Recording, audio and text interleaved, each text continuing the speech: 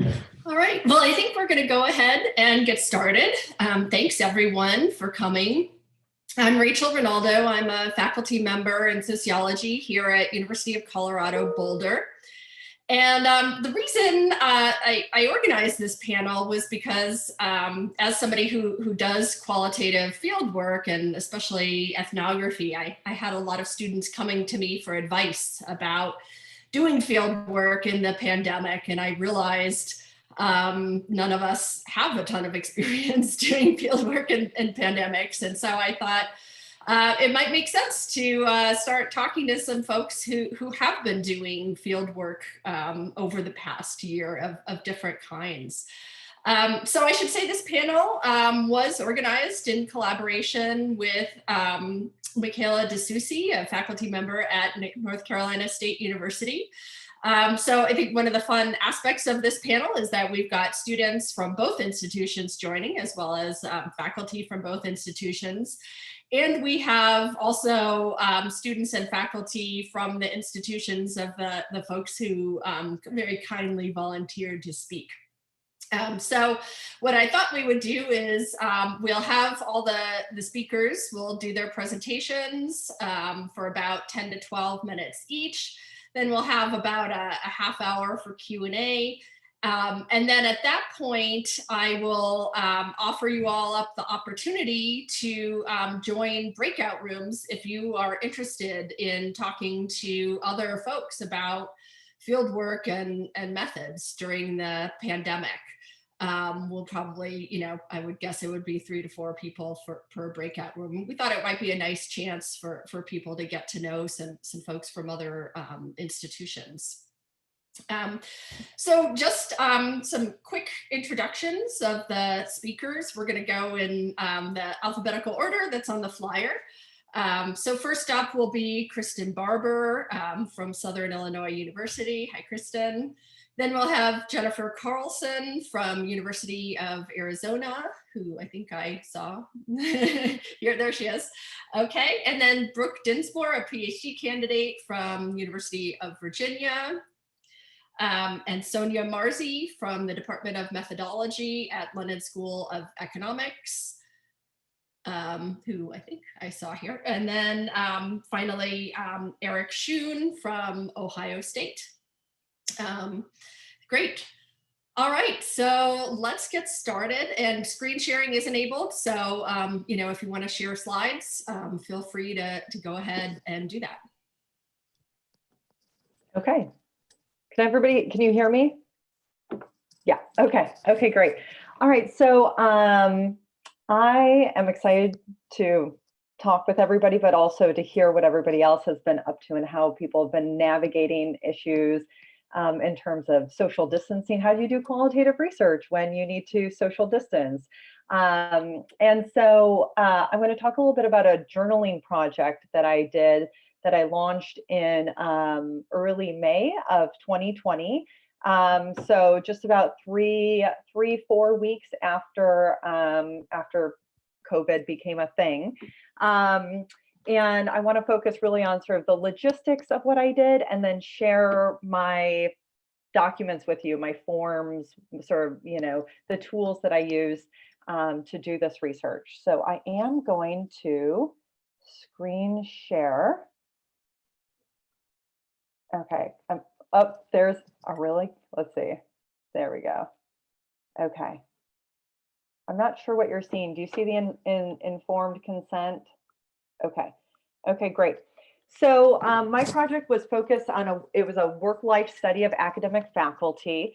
And here I just highlighted for you the purpose of the study, which was to understand how academics are spending their time during COVID-19 quarantine and distancing, with an emphasis on decisions around the experience of work, family, household, and self-care conflicts. So I actually, while the study was focused on journaling, having participants journal weekly for 8 weeks, which was supposed to be the 8 weeks it took to sort of recover from COVID, right? That we were in quarantine, we were shut down, and the idea was that if we, were in quarantine for 8 weeks, that we would be able to come out of it and things would reopen. That was sort of the estimate at the time. And so I focus mostly on weekly journaling, but I also ask participants to do a time log of, how they spent their time in terms of work, leisure, self-care, domestic labor, and that sort of thing. So I just want to start with a few reasons I started with journaling, why I was interested in journaling. I was really hoping to capture people's experiences with managing COVID-related work-home pressures in real time as they emerged. And I really felt that being able to journal once a week over 8 weeks would allow me to sort of capture that in a way that sort of more cross-sectional research might, ask people to recall more than journaling would.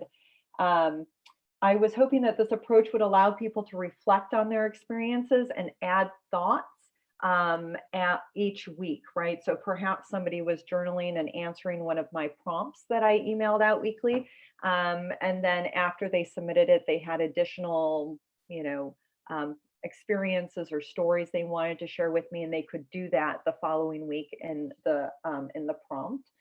I was also hoping that participants could add new experience to the data as they happen, and that journaling would make participation easier for people, so that they could participate in smaller sort of periods of time and could adjust their participation weekly based on their own schedules. Okay, so let me go back here in my notes a little bit. I launched the project the beginning of April. I should talk a little bit about getting IRB approval. I was really lucky that my IRB moved quickly. As I was putting together, the tools, the interview or the journaling prompts and the consent form and the email templates, I actually emailed my IRB office, let them know that I was going to be submitting for approval, let them know a little bit about what the project was, and that it was timely, right? That I didn't really have the luxury of waiting, 4, 5, 6 weeks to hear back from them, because if it took that long, the sort of the time frame that I wanted to capture would have passed. And I found that they were able to move really quickly. Once I submitted my IRB application, I actually received approval within 2 to 3 days. So I remember Michaela saying, early on when I was talking to her a little bit about this project, how do you have the bandwidth for this, and how did it move, sort of so quickly? But I was really able to sort of give IRB a heads up. One thing I wasn't able to do was I had a lot of colleagues encourage me to apply for, an NSF grant, one of those, what is it called? Those expedited sort of quick emergency grants to capture something that's happening now. And I did not have the bandwidth for that. I was putting together my my forms at night after the kids went to bed.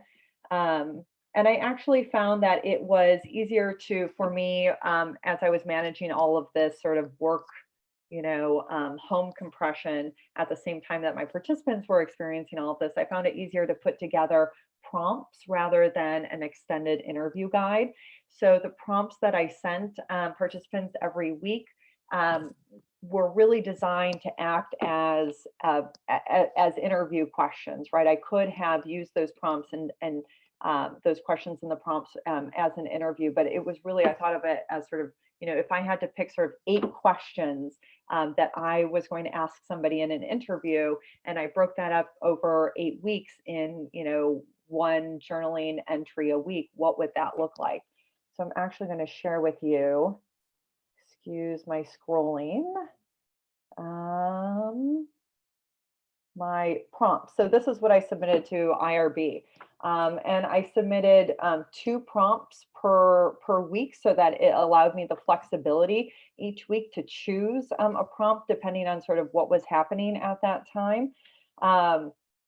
So with week 1, I ended up going with the first question rather than the second, but it allowed me every week to sort of choose questions, right? Because when you're doing interviews, you have a little bit of luxury in terms of, follow-up questions, probing, discussing things that you didn't expect to come up as they arose.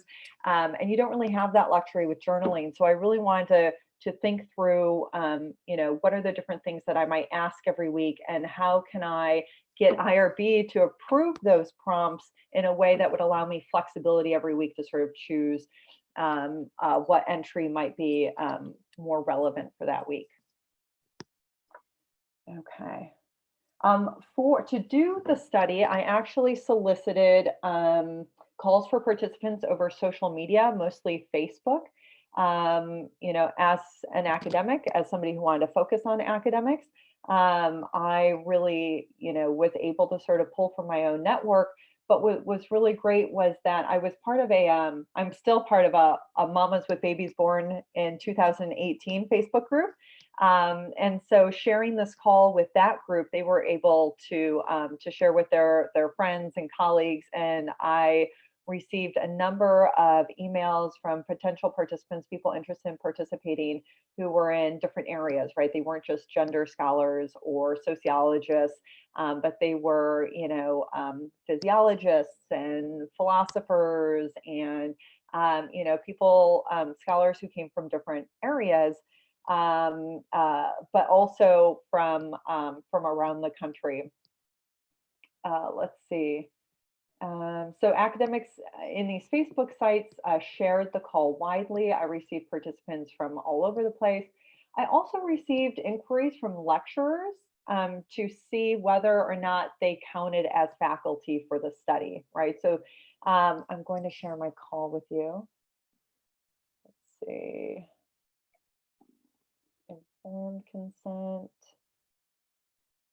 Seeking research participants. Okay, so you can see here that in my call, I said I'm seeking both tenure track, including tenured and non-tenured track university and college faculty. And I thought that would be, in sort of that would cover, instructors and lecturers and adjuncts, but apparently it didn't read that way, and I wasn't aware of that until several people emailed me wondering if, as a lecturer at this university, can I participate?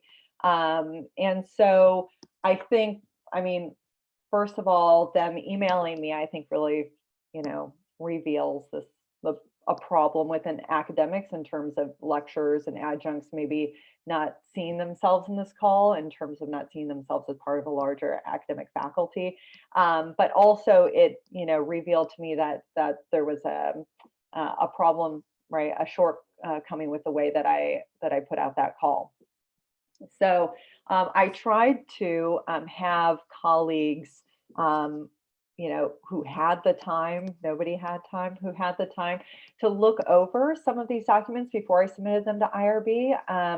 But it was just really difficult. People didn't really have a lot of time. So I also asked graduate students to, if they had the time to read this, my spouse, to try to make sure that everything was as clear as possible. But that was a shortcoming. Let's see. So the project emerged as a result of my own interest in the gender of disasters, on which I have published. I published mostly in terms of Hurricane Katrina. But also, I think with much sociological work, I was prompted to launch the study because of my own experiences, my own struggles with grappling with life being thrown into an overwhelming limbo, and struggled with combining work and home life. And that's where this image comes in. Can you see the image of this adorable baby? No? Okay, there is an image. What, do you still see the Word document? We're still looking at your Word document. Oh, you are? Okay. Let's see. If let's see, new share. Now, there's an adorable baby on the page. Great. So this is me trying to work during the first 8 weeks of quarantine. And so I imagine that there were a lot of other people trying to work like this. So actually at the end of the study, I asked people to submit photos of their workspaces so that I could incorporate that into the project, because I had people describing their workspaces, but I thought it would be really helpful to see it. And it was really interesting to see who had really clean, pre-pandemic spaces dedicated to working, and who had really relied on a separation of home and work in order to accomplish what they needed to do for teaching and research. And so those people who, previously didn't have a space to work from home, a lot of times this is what their workspace ended up looking like. So a lot of it, even though I was asking people to journal as things, and there wasn't a lot of space like in an interview to sort of, go off the cuff in terms of asking, probing questions or follow-ups. I tried to build in a little bit of uh, um, to gather additional data as issues sort of emerged within the entry, the journal entries, right? So as people talked about workspaces, I really quickly, created an amendment for my IRB application, and was able to kind of flush out the data with images for those who were willing to share them. I have one image of somebody in their workspace with, there's like food and crayons all over the wall from like their 2-year-old while they were trying to work. Okay, I know we don't have a lot of time. So I actually began the project with a questionnaire, a survey. I was afraid that, well, I was hopeful that journaling would keep people involved throughout the 8 weeks, which is a long time to ask people to stay participants within a study. And I was hopeful that journaling in small chunks every week would allow people to have the flexibility to continue participation, just in case they weren't or they withdrew at some point. I created a really extensive survey that not only allowed me to gather demographic information, but really important information to contextualize the data that I would receive through journaling, right? So again, because the journaling was over 8 weeks and there was one journal prompt per week, it was as if I had, could only ask 8 interview questions. So to kind of flush that out, I did ask people to do a survey.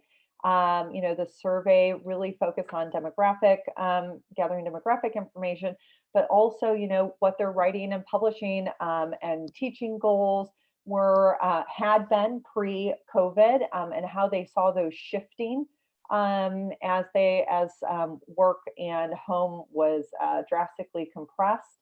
So it allowed me to gather a lot of contextual data, a lot of data that would serve me well, even if participants were to withdraw from the study. So I'll sort of really quickly. I wanted to also, because I was on social media a lot at the time, I noticed that a lot of colleagues were talking about the stress of managing children during COVID, but also I had people talking about pets, the importance of pets. And so I actually, in here somewhere, I went through it, but I included questions about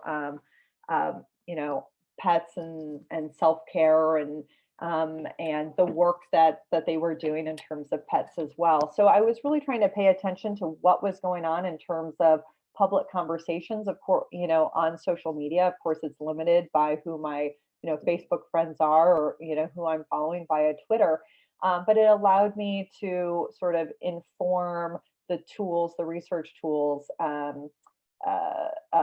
It informed the research tools in a way that I hope allowed me to capture people's experiences and the things that were important to them during those first 8 weeks in a way that that was sufficient because I wouldn't be able to go back and do that again.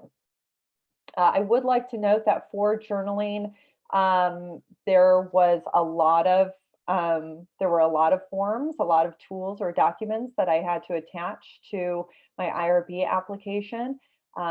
Basically, every week I emailed at the beginning of the week an activity log that looks something like this.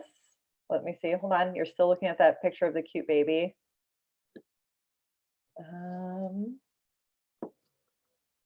Okay. So the activity log looked like this. If you can read it, it's kind of small. I asked for, I provided times. I asked for sort of activities, start times, end times, and notes. And of course, it was really difficult because I was researching academics. A lot of people wanted to provide a lot of information, and so they felt like that this activity log was insufficient. You know, I really wanted to make it easy for them, so I provided a template, but I, you know, was asking as questions rolled in to clarify what I was looking for. You know, I told them they could be as succinct as, you know, as necessary, but I think academics are long-winded more generally. And, you know, qualitative researchers who are participating maybe wanted to capture a lot of the nuance and what their daily activities look like. But so here's my activity log.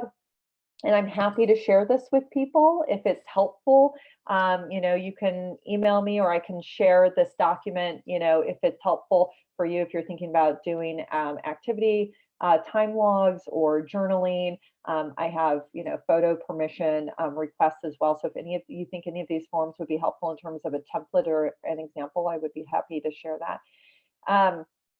So a lot of the work that went into, am I over on time? How am I doing? Yeah, we're just about over on time. Okay.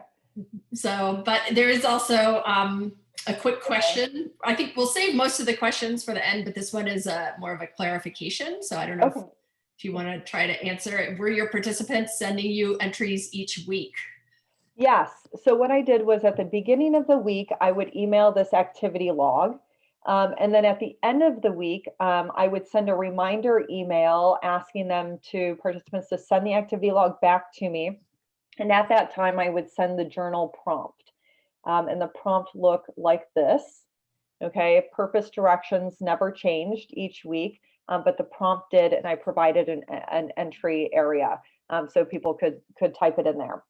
And so at the beginning of the week, they get the activity log. At the end of the week, they get a reminder to send the activity log back with the journal prompt. And the journal prompt really asks them to reflect on the past week, right? And so most people would send me the journal prompt back within a day, within 2 days. Other times I had to send out reminders. I would say one of the real challenges of doing journaling, especially, you know, electronically, instead of asking people to sort of keep a journal and then I'll collect it in a month or 2 months, right? Doing this weekly, you know, so that I could sort of pick and choose and change journaling prompts depending on what was sort of going on, what seemed most relevant at that particular time, since things were changing so quickly during those first 8 weeks. So is keeping track of everything, right? So what I received from people, when I received it, if I didn't receive it, when I, you know, emailed reminders to you know, kindly submit the journal entry. And so every week I would, you know, wait a day or two, and then if I didn't receive a journal entry from somebody, I would, you know, send out an IRB approved reminder email. And so every few days I would sort of do that. Eventually, though, you do have to kind of stop bothering people and then just hope that the, you know, sending them the next week's prompt would be sufficient. But so that I would say that it's a challenge keeping track of everything that's sort of coming in and not coming in, and what you're sending out and what you're not sending out. But yes, I sent them every week. So instead of sending all of the prompts at once, which I was afraid would be sort of overwhelming to people and discourage people from continuing to participate, I sent emails every week to try to make it a little bit more digestible as everybody was, you know, dealing with you know, having to get their classes online all of a sudden and homeschooling their kids. All right, great. Thank you so much, Kristen. Next up is Jenny Carlson.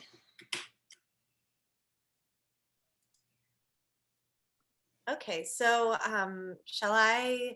All right, great, awesome. So you all can see me, and yeah. So I will not be sharing my screen, but I'll yes. Okay.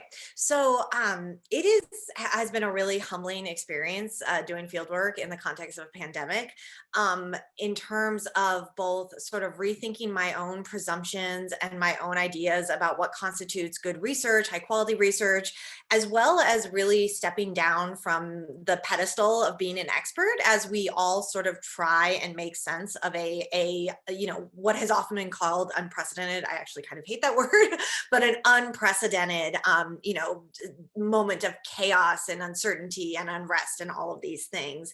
And so, what I'm going to talk about today, I'm not going to get into as much of the details, constructing an interview guide, strategically thinking about how to build in, comparisons within a sample, analyzing data, all of those things. I'm happy to talk about even the technological aspects of like how do you conduct interviews remotely and what do you like all of that kind of stuff. But I actually want to go to kind of a higher level in terms of thinking about what I've learned and what I've sort of developed as my pro tips from having engaged in 2 projects over the last year in the context of the pandemic. So the one that I'll be talking about, I'll start with the one that I'm actually still in the midst of, which actually was a project that was supposed to happen. I got an NSF grant to study gun violence survivors, interview them. I was going to fly all over Florida and California. And of course, all of those plans came to a screeching halt. And so I've been actually interviewing gun violence survivors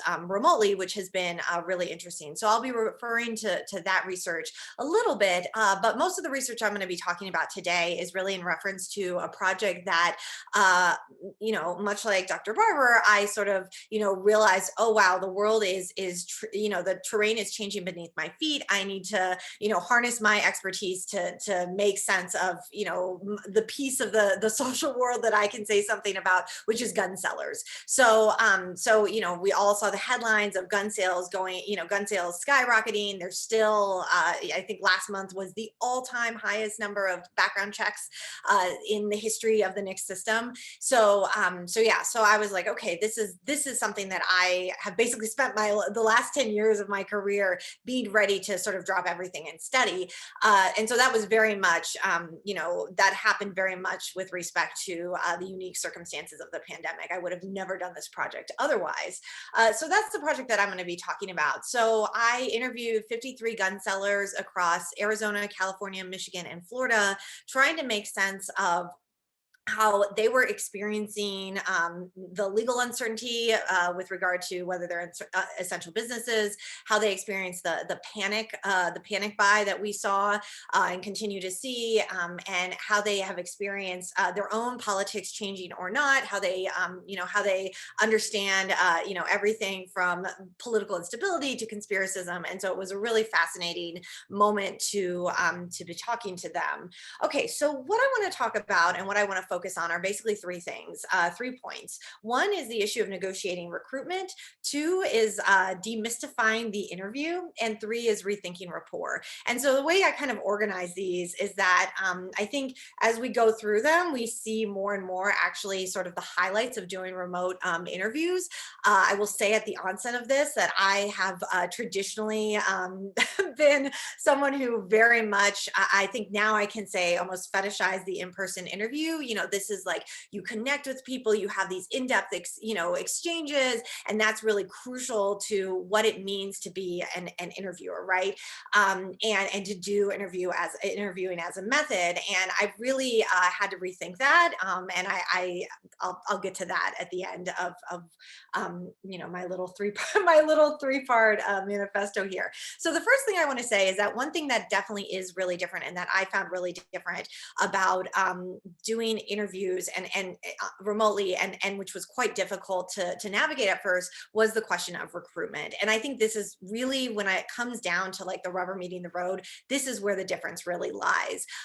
It is obviously the case that if you're remotely trying to recruit people, you have to recruit people who are visible in some way, whether they are visible by virtue of being online online, having a social media presence, having their business listed with, coming up when you do a Google search of local gun sellers in a particular area, or they're somehow connected to an organization. That's how I've actually talked to found a lot of the gun violence survivors that I'm interviewing. And of course, that's problematic because if we want to understand, for example, in my study on gun violence survivors, the range of responses that people have and how gun violence transforms their lives differently. I'm obviously biasing my sample a great deal if I'm only going through organizations to connect to people. So this is something that I think is just important to keep in mind.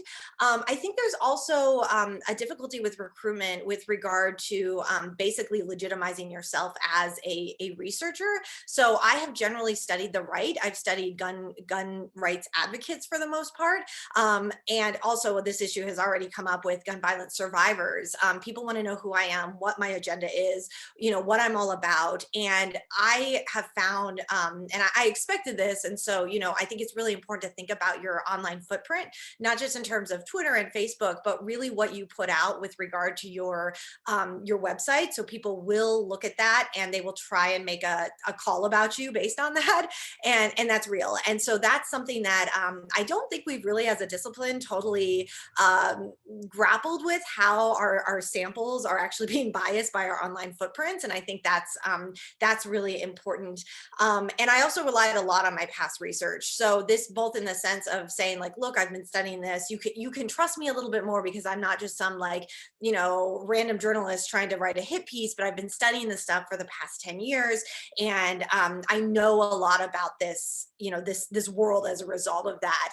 And I'll talk a little bit more about this in a little bit, but I think that in some ways doing remote interviews, you really have to use words to convey that you are someone who doesn't necessarily get it, because obviously otherwise why would you be doing the interviews, but someone who can get it, right? So someone who isn't so diametrically opposed or in another universe as say a gun seller's world, that they really would have no reason to want to talk to you.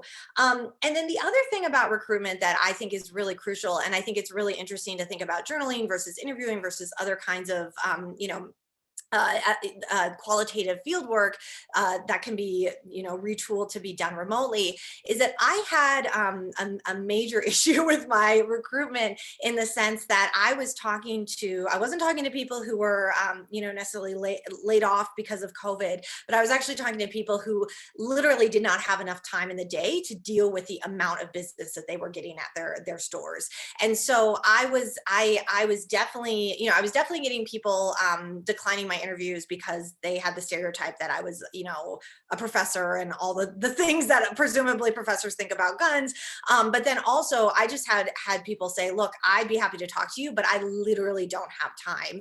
And so that's something that I think, I've heard people have kind of their pet theories of like, is it like, people have so much more time under the pandemic because they're all sitting at home versus like, actually people are struggling and they're, they have way less time than usual. So I think it's important just to be aware that how time structures your recruitment is very likely going to be impactful in terms of who is willing to talk to you. And yeah, I'm in terms of recruitment, I'm happy to say more about I actually thought they were funny. Some of the rants I received about talking to gun sellers and what they presume my agenda was.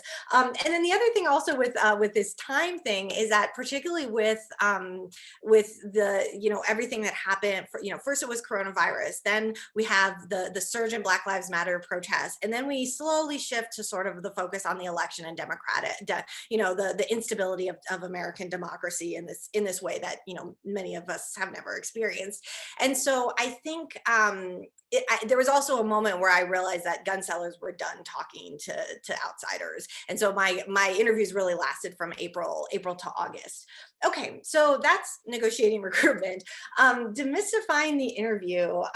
So I really love this idea of thinking about journaling as iterative interviews, because I think sometimes, at least I do this, or I have done this with regard to thinking about interviews, is that, you sit down, you get someone's story, you get all the details, you get their whole social biography, you get everything, and you get this rich picture. But the fact is that anytime you sit down, you're a particular person in that moment, and they are a particular person in that moment. And so, interviews, no matter how much detail we kind of get, they are still snapshots of dynamic social beings, right?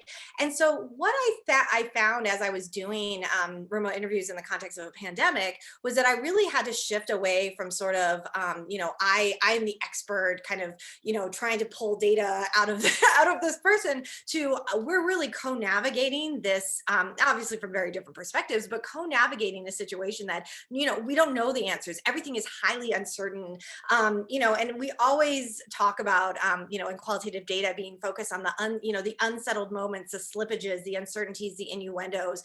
And, I feel like to do interviews at this point, in this moment, a highly unsettled moment, is, ramps that up even further. I found that it was actually really a wonderful experience for me to actually try and make sense of things with my interviewees, rather than try and, just ask them questions and expect them not to respond, frankly. So I had several interviewees I was like, okay, those are all my questions. I think I'm about to say bye. And they're like, okay, so what do you think? What do you think's going to happen? Do you think we'll ever fly again? Do you think we'll ever, will the airline? And so it was really this very interesting experience of, and that's definitely building rapport. And it's by virtue of the uncertainty of this moment. And of course, I think, one of the difficulties with that, of course, is that the possibilities for looking back and wishing that you would have understood something a little better in that moment, so you could have asked that other question, I think is I think obviously that possibility is there and is much greater. Okay, and so then the last thing I just want to talk about is rethinking rapport, and really rethinking sort of the fetishization, as I mentioned before, of in-person interviews that I'm totally guilty of. I totally have been the person who's like, you can't do interviews remotely, you have to be in person, this is so crucial. And I think that most of the time when I've thought about like, okay, so now I'm doing interviews over the phone, I think I came at that with, okay, so maybe they're not any worse. Maybe they're not any worse than doing in-person interviews. I actually think that in some ways, not in all ways, not for all studies, but they actually could very well be better.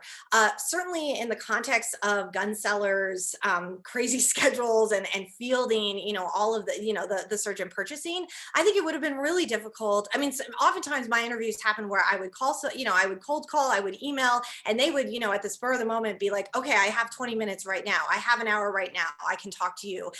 And that would be really difficult to pull off with sort of the structured aspect of an in-person interview and the scheduling that requires. And it's also just more respectful of their time, frankly. I think that's something that we forget, is that even though oftentimes people really enjoy talking to us as sociologists and they get a lot out of interviews, and I think that's real. I think it's also real that we ask people a lot of time, we ask a lot of their time. So I think that is, that's really crucial. The other thing that I realized is, and this actually came out a lot with my gun seller interviews and with my gun violence survivor interviews, was how interesting and evocative it can be for them to be in a place that they are comfortable and they can sort of use to inspire themselves with with the interview. So rather than having it in like an office or even the living room of their home or what have you, I interviewed a gun violence survivor who was literally sitting on the bed, the corner of the bed that she was on when she found out that her loved one was killed. I had gun sellers who were like, I'd ask them a question and they'd be like, I have this stack of papers I'm looking at right here. Let me go look at this. They were looking through sales data. So there's way, and I mean, that's just a couple of examples, but there's ways that I think the emotive qualities of a space can come through. And that really surprised me, because that was really interesting data that I would not have gotten had they not had the leeway to actually choose where they would be interviewed. Obviously, geographic flexibility is a big benefit. And then the last thing, and these are going to be my last 2 points, and then I'll close it. I want to acknowledge that, so often we prioritize, the research itself, the interviewees, and we talk less about the experience of the interviewer. And I think that, even I was talking to one of my colleagues yesterday that they had to explain to their research respondents that, IRB is about protecting the subject, not protecting the researcher. And it's like that's so much I think we forget that like we are also people in this with needs and what have you with in the process of research. And so I have to say that I think that interviewing someone over the phone is less exhausting. It's wonderful that I get to pick where I get to be. I get to have my cat next to me. I don't have to be so focused, especially if it's over the phone, on managing my facial expressions, which can oftentimes be a problem depending on who I'm interviewing.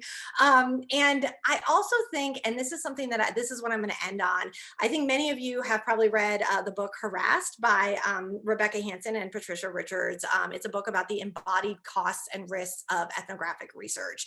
And I think that in fetishizing in-person interviews, in-person research, I think we overlook how actually it's quite beneficial for researchers to do remote research, not just in terms of like, wow, I get to pet my cat, but I get to avoid being in situations of risk. And I think that's something that's really, really crucial. And I think it's super problematic that we oftentimes don't. Thank you. Awesome. Yeah, there's a link to the book. It's an amazing book. If you haven't read it, you really should read it. It's so incredible. So with that, I will close. And thank you again for having me be a part of this. It's been, this is just great. So I look forward to hearing everybody else's thoughts. Thank you.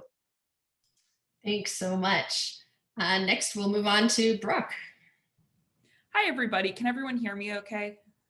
Okay, great. I've been having some power problems this morning, so I'm actually at a friend's house and I've never been on this Wi-Fi connection. So at any point I drop out, someone just sit in a chat and I'll try to figure something out. I'm also so excited to be part of this panel today, and I'm really excited about the order of what we've done thus far because I'll actually be talking mostly about my ethnographic observations. So we're really covering these methods nicely. So again, my name is Brooke Dinsmore. I'm a PhD candidate in sociology at the University of Virginia. Broadly, my research focuses on race, class, and gender inequalities in education, and I kind of focus on relationships, culture, and digital technology. So today I'll mostly be talking about my dissertation, which is a comparative ethnography of 2 high schools. And it really started by addressing the question of how school cultures and differences in school cultures shape race, class, and gender inequalities in teacher-student relationships. I began my fieldwork in person during the fall of 2019. And then beginning in March 2020, both of my schools transitioned online and were ordered by the state of Virginia that they were going to be staying online for the entire remainder of the school year. So I was able to kind of quickly transition my project online as well. Really was lucky to have quite good relationships with the principals previously, and they kind of gave me permission to follow the school online. I was also able to expand the scope of my project to really address what was happening in schools in response to the pandemic. So specifically, my project now addresses the broader question of how teacher-student relationships are mitigating or amplifying inequalities in student experience during virtual schooling.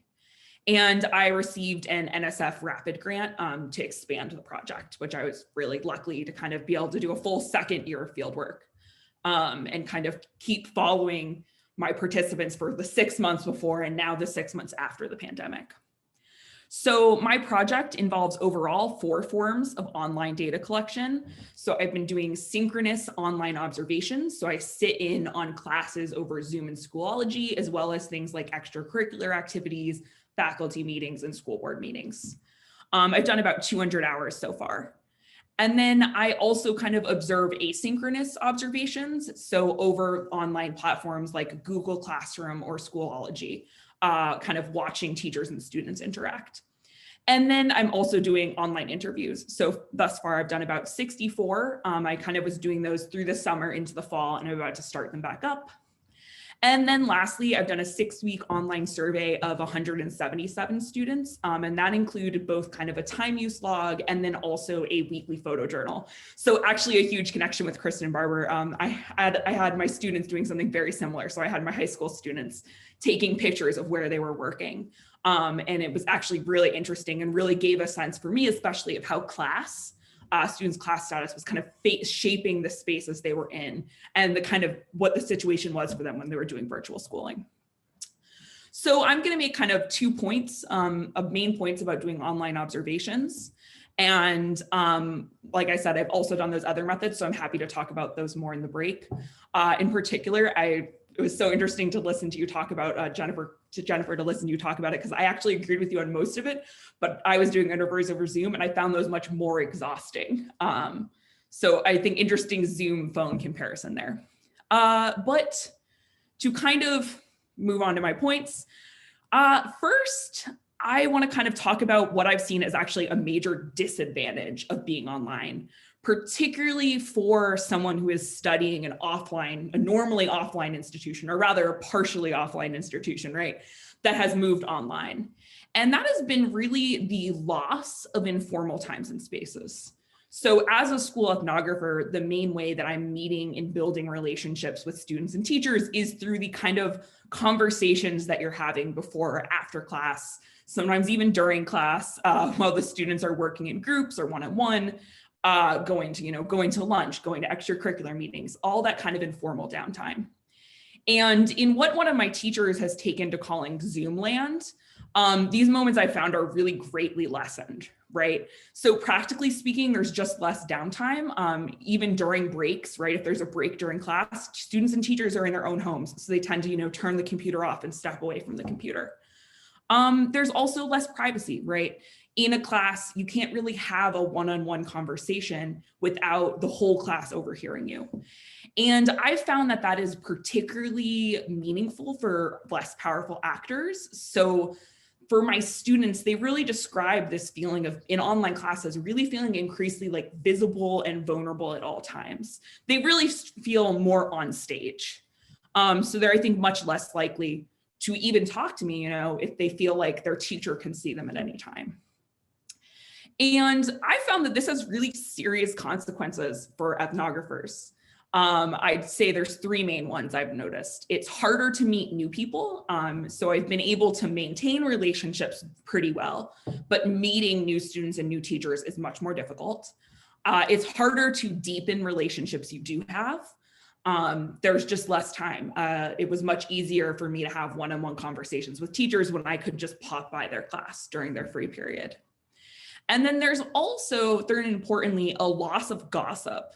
So you're not kind of getting access to that really important, it's almost the bread and butter of the ethnographer, right? That unofficial information, whether it's being exchanged between teachers, between students, kind of learning what's going on in the school.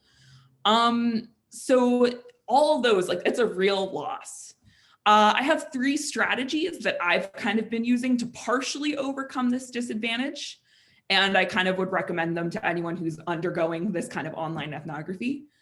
So the first is to be really ready and prepared for when sort of informal moments may occur. So I've found some times that are particularly useful and that we might think of the beginning and end of meetings. It's pretty obvious. But particularly early on in the pandemic, I found that students were actually staying on Zoom calls, sometimes for up for 30 minutes after teachers left. So that was a really important time. So even more in online ethnography than in-person ethnography, I find it's really important to be the first to arrive and the last to leave. I also found there's somewhat of when I call it when the cat or mice is away effect. So when the teacher is away, right, students were much more likely to talk amongst themselves, and it also worked the other way around. So if students are away, teachers are more likely to kind of talk amongst themselves. So if you're kind of doing online ethnography, I recommend prioritizing accessing spaces where sort of equals can have conversations. So one kind of space I previously wasn't really sitting on was department meetings within the school, so the English department. And those have actually been really valuable because it's one of the spaces where teachers are actually really getting to talk to themselves without the presence of students or administrators. Another thing you can do is you can use chat as a replacement. So what I've really started doing is that when I log into a Zoom call, I will sort of message the teacher privately, good morning. And then if there's a student I've interviewed or I know pretty well, I'll also message them and just say good morning. And sometimes that kind of opens a door for people to kind of message and talk with me on their break or whenever. And then the last is really just to do more interviews with more people. You know, kind of similar, Jennifer, I found interviews to be really helpful throughout all of this. And to really be less impacted by being online, you can really still get a lot of valuable information.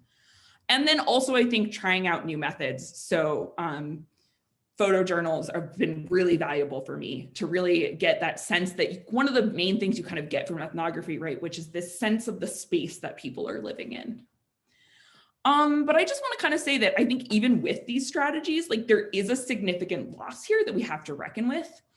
And I think that one of the things I've come to understand about this loss is it actually gave me a real insight into the feelings of my participants.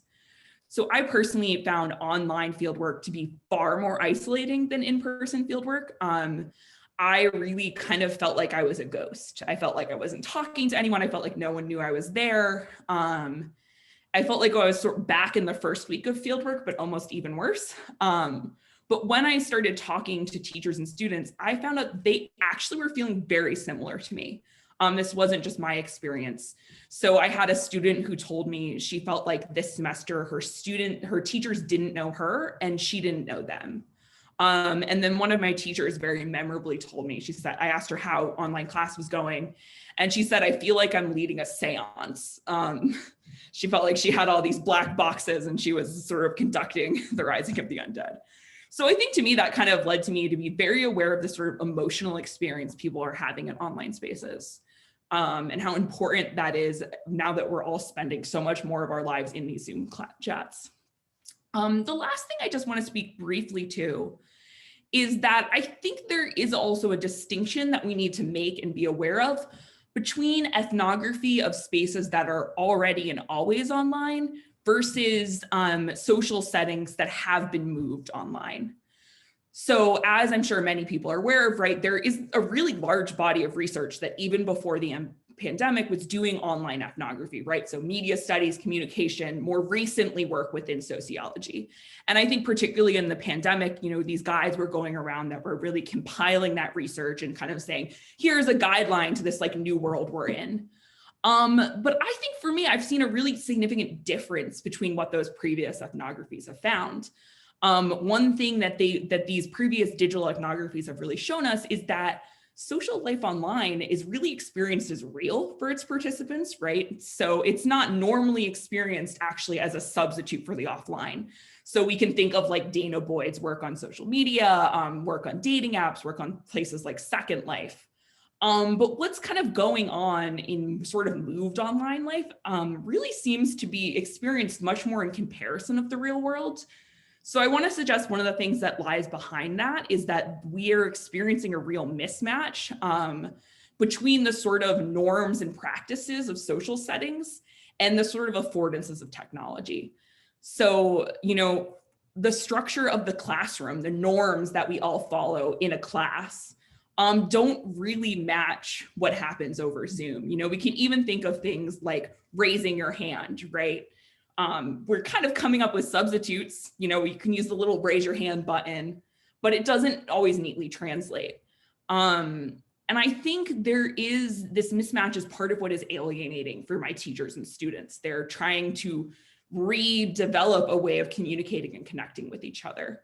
So I would kind of really urge everyone that even as we're trying to reassure ourselves as researchers, like that we're still capable of doing research, that we can still do good research, that we also try to be really aware of like, what are the mismatches that are occurring? Like, where are these moments where there seems to be something different going on that people are struggling with in the adaptation? Because I'm finding those moments are really crucial for my participants. Yeah, I'll wrap up there. I'm looking forward to more discussion. Thanks so much. So we're gonna have Eric Schoon go next because he's gonna probably have to leave a little bit early. Hi, I'm so sorry, Sonia, to cut the line. I have to swap with my partner for childcare in 20 minutes. She's teaching. Um, today, over the past year, I have been conducting research that is focused on the politics or on politics and boundaries in Turkey. And the research started with the goal of interviewing people who were conducting fieldwork. Having done some of my own fieldwork in Turkey, there is a tendency towards suspicion of outsiders. There are a lot of challenges with the government and doing research in the country. And so I decided that I would interview people who had conducted long-term fieldwork in all of the major regions of Turkey over the past 30 years to try to get a sense of sort of a more micro level look at how these national politics have occurred, but in a comparative perspective. So by looking across lots of long-term experiences in the field.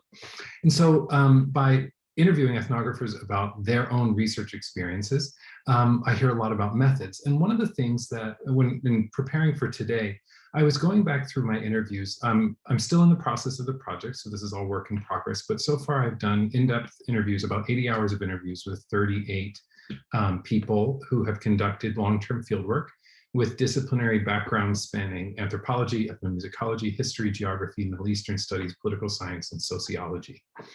And one of the things that was striking to me is that we tend to look at what's happening right now as, you know, as Jenny said, you know, it's unprecedented, but it's not quite, you know, we don't like this term, but we don't really have a lot of experience. And what I observed with these scholars in Turkey is that they actually do have quite a lot of experience with their field sites being fundamentally disrupted. Over the past 20 years, Turkey has experienced natural disasters, political violence, state repression, mass protests, and people, a full third of the people that I've interviewed so far have reported that they arrived and their field site was effectively gone. They were either unable to access it, they couldn't get there. In some cases, I talked to people who had their fieldwork interrupted by COVID, but a lot of people just show up and, you know, there's a coup or an attempted coup, or the Syrian civil war disrupted a lot of research. And so I was looking through these interviews and they offer a lot of insights, very similar to what Brooke was talking about, from their own experience of how they managed their field sites effectively disappearing. And so I thought, rather than sharing my own experience, because in many ways it's very similar to what Jenny and Brooke and Kristen have talked about of adapting and doing these other things, I would share some insights from the people that I've spoken with about their fieldwork. So in looking through the interviews, there were two general strategies, and I'm going to speak in very general terms because part of interviewing people about their research is that I'm trying to be particularly careful about both anonymizing, but also working with them to make sure that they're comfortable with how I'm characterizing things. So I'll speak in generalities because I haven't had a chance to speak with them all before this talk. But there are two strategies that people use specifically in general in response to these disruptions, and then one that was very relevant, but not necessarily in response to these sort of interruptions to the field site itself. So one was following the field site. This, again, is pretty similar to what Brooke talked about. Some people talked about following the field site online. For example, several scholars whose work focused on events such as rallies, art openings, concerts, book groups, things like that, had their fieldwork interrupted by COVID or by other political shifts, but they found that the events themselves rapidly moved online. So this shift allowed the scholars to, as Brooke did, kind of follow their field site as the field site adapted to a new environment. Now, as Brooke highlighted, this comes with some of its own challenges, but it provides a mechanism for people to look at how others are adapting to these situations. When people, when an event moves online or when an entire community moves online, people have to make these adjustments. One thing that I found very interesting was a lot of people talked about the importance of WhatsApp and establishing informal ties with others ahead of time. So multiple people, again, speaking to Brooke's comment about the loss of informal downtime, A lot of people said that the breakthrough moment in their fieldwork was when they were added to group WhatsApp messages. And that actually provided this way of starting to become a part of the community and access that informal downtime in ways that continued even through whatever disruptions that had occurred. So establishing those resources ahead of time wound up providing a real benefit to those scholars. Multiple scholars arrived in the field to find that their sites had been erased in some way. Examples included organizations having been disbanded, events permanently canceled, communities were dislocated or uprooted because of conflict. And one of the common responses to this was to follow the people who had constituted the site. So when they arrived at the field site and the organization no longer existed or the community had been dislocated, they really looked at who constituted the site itself and then began to follow them. So those are ways that people kind of followed their site when the site was no longer an option, where they'd conducted their initial field work. Another strategy was to pivot to new sites. So rather than trying to follow the site that you had, pivoting to a new one. And I use the word pivot because in each case, the scholars built from the sites where they'd intended to do their field work to identify new sites. So for example, among scholars who arrived in the field then found that their field sites had kind of been erased, a number of them adopted strategies of reaching out to people who had been a part of their original site and either using them as connections to gain entree to another site, or asking for advice about where to pivot to. And in a lot of cases that resulted in new directions of, the people whose lives had in fact been disrupted could point and say, this is the direction that I see things moving, or here's where I think you're going to find some leverage, or these are the people you need to talk to understand what's happening now. Some scholars whose work was interrupted by COVID were forced to change how they identified their interlocutors, their participants mid-research. And one thing, and again, this speaks back to Jenny's point about both the pitfalls, but also benefits of shifting online. A number of people reported that it really forced them out of their comfort zone. So as Jenny said, it's like moving to virtual interviews when you fetishize the in-person interview and things like this. It's out of our comfort zone. But these researchers also reported that forcing them out of their comfort zones in many cases actually dramatically expanded their base of participants. It forced them to look into new places, access them in new ways. And by having to get creative, they were able to access a lot of new resources. The third element that came up, people started to shift to home. So this tended to be a response more to exogenous constraints, people who were working on MA theses or had less time in the field than anticipated, life events that came up, having a child, having parents who were ill, all of these kinds of things disrupt field work on a regular basis. And a lot of people found that they were able to pivot and find a way to not change location, but sort of construct a field site in a place that was accessible. Now, in the context of a pandemic, this might be pretty challenging. I mean, we can't interact face-to-face with people, but this occurs also in contexts where people talked about curfews or being caught in a war zone where they couldn't leave the house and they couldn't access their participants.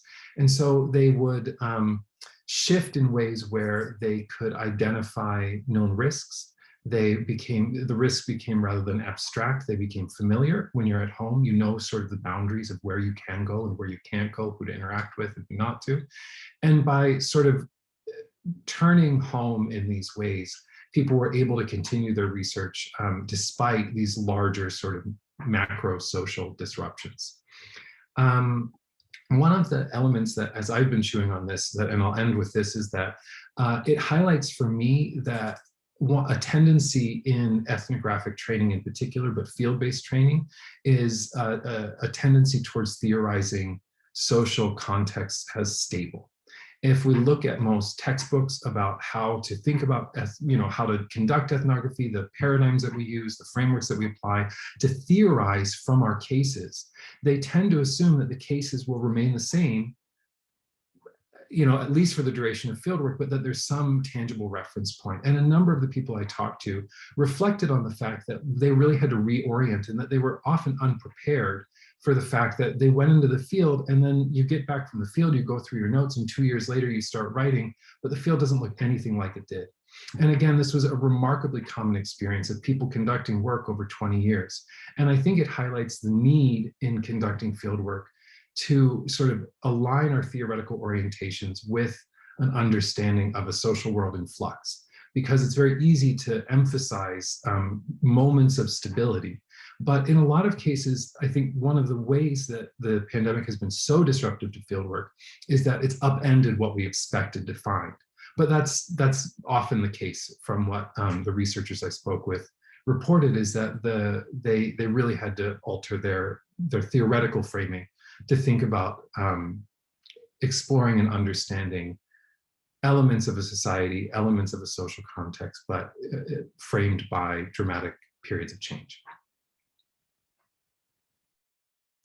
Wonderful, thank you. And finally on to Sonia. Yeah, hello, thank you. Yeah, first of all, thanks for having me. I think I'm the only one on the other side of the ocean. We have around 5 p.m. here in London at the moment. So I think, yeah, it was super interesting what I could listen to so far. I think my research is slightly different. I'm what we call a co-production participatory researcher. So all my research is traditionally actually in collaboration with my participants. And much of it depends actually being in the same geographical place to create power, to flatten power relationships, but also to create rapport and trust. So for me, it was a little bit difficult when then the pandemic hit to actually find a way to continue my research. What I do is I'm interested in urban challenges and the gendered right to the city of women in Medellin in Colombia. So all my research takes place in Colombia. I'm working with women who are heads of households, who have caring responsibilities, who work in the informal economy. And many of them are actually displaced women coming from all over the country, moving to Medellin because of the Colombian conflict.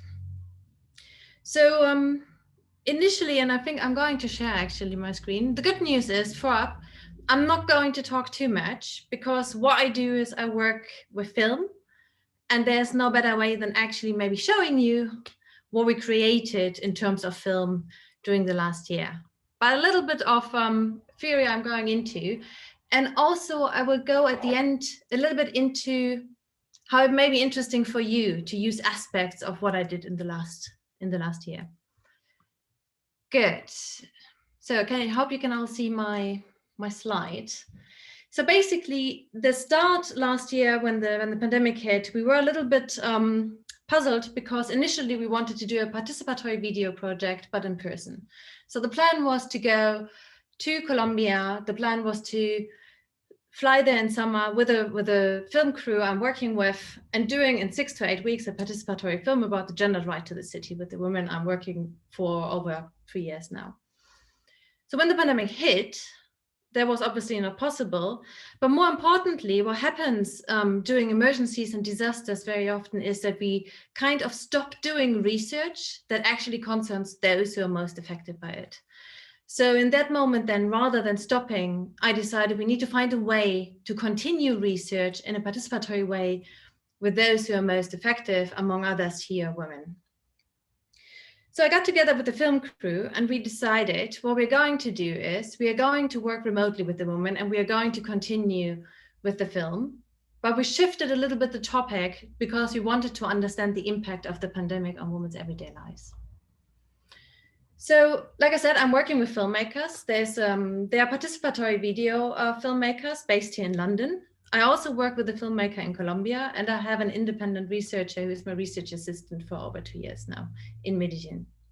So we are a team of 5 people, and everybody has kind of their role within this project. And then we started to think about, okay, how do we actually recruit women remotely? Half of the women I was working with were not available, also because we needed women who have a smartphone. We can talk later about what that means in terms of exclusion and inclusion criteria for kinds of research in this case.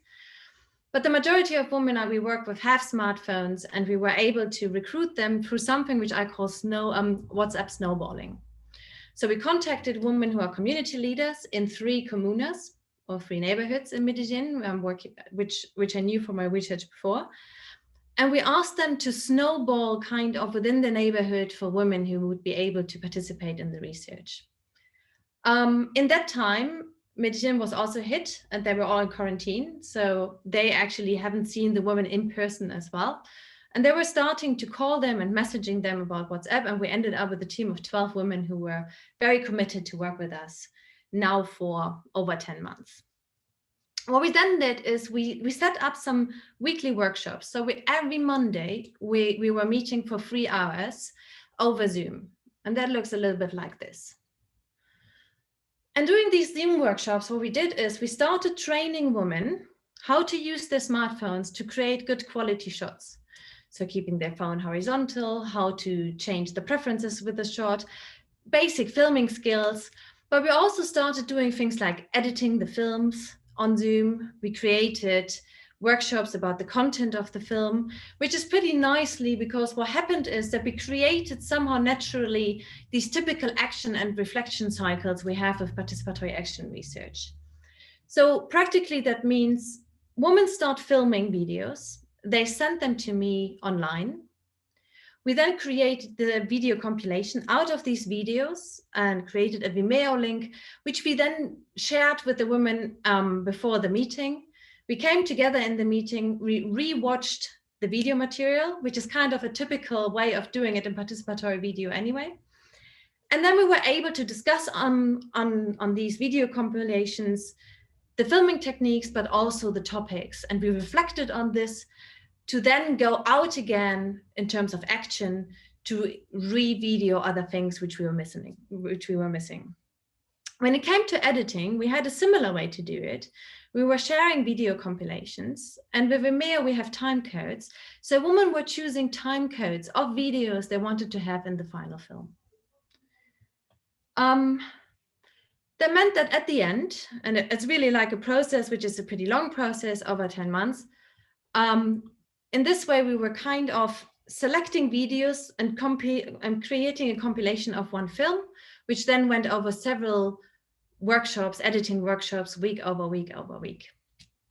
And now after 10 months, we actually do have a final film, which is 35 minutes long, about the impact of the pandemic. And the woman learned how to enter Zoom, how to use their films for filming, how to use their phones for filming, and how to edit a film. And they call themselves now directors and protagonists of a film, which is a pretty good outcome. I would also say they understand better how to edit the film than me now, because they also joined sessions with the filmmakers alone. So they were actually going into editing Zoom sessions and just really doing the nitty-gritty of the editing, where they had like this one screen of Premiere Pro. I don't know who has some idea about editing here, but Premiere Pro is the editing software, and they were working on this. So this is really just in a nutshell what we did. It's kind of the first time that this has been done remotely. Participatory video, like I said, it's usually preferred to do that in person. What I want to do now is, rather than talking too much about this, I want to show you a little bit of an example how that can look like. Because we created a teaser. And I think I share it from the webpage is probably better. Please let me know if you can't hear it or if you have problems to see it or anything.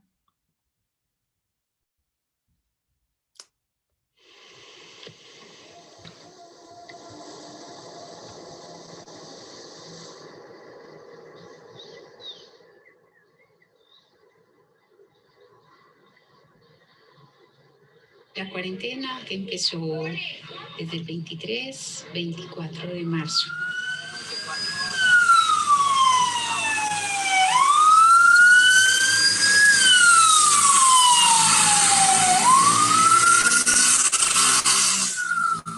Yo soy madre cabeza de hogar y necesito conseguirme el sustento de cada día. Debido a esta pandemia se nos ha multiplicado más las responsabilidades en la casa, tenemos que cuidar a nuestros hijos, tenemos que reinventar cómo generar esos ingresos para suplir las necesidades económicas. Muchas veces nos hemos visto en dificultad para salir, para generar esos ingresos porque no tenemos con quién dejar a nuestros hijos. Y que nos tengan en cuenta para muchas cosas. porque nunca nos tienen en cuenta a las mujeres que somos madres, cabezas de hogar, somos guerreras, somos luchadoras por nuestros hijos.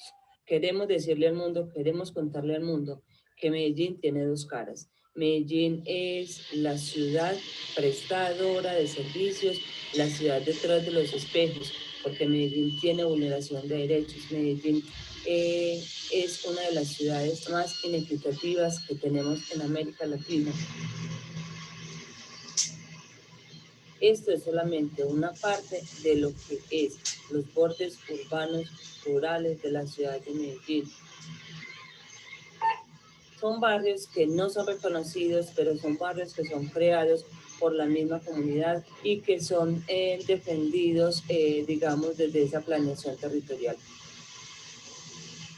Este es el espacio el que yo habito, en el que les dije que es de 4 metros, el espacio en el que he habitado durante toda esta cuarentena. Aprender y empezar a tener manejo de la virtualidad es otra de las cosas que me ha tocado como reto, en las cuales en algún momento tuve muchísimas dificultades, pero he ido aprendiendo. El coronavirus, o sea, la pandemia sí cambió mucho en nuestras vidas, especialmente económicamente, porque uno encerrado no puede hacer nada, y aguantar necesidades, porque eso es lo que uno hace. Quiero contarles la historia del trapo rojo en nuestra ciudad de Medellín. Algunas veces cuando salimos que nos toca nuestro pico y cédula, observamos trapitos alrededor, en nuestra comunidad. ¿Qué hacemos? Pasamos donde nuestros vecinos y hacemos una recolecta sobre alguna cosa que podamos donar. Porque cuando se observa el trapito rojo es porque hay gente en dificultades. Es gente que necesita algo para comer. ¿Qué le ha ayudado el Estado vecino desde que empezó la pandemia? No, el Estado a mí en este momento no me ayuda en nada. Prácticamente no me ayuda en nada porque la única que nos han podido dar algo para allá han sido las fundaciones. Sí, pero ya ellas no tenemos ayuda de nadie, de nada. Pero la solidaridad de mi familia, algunos vecinos, algunos conocidos, ha sido fundamental para mí.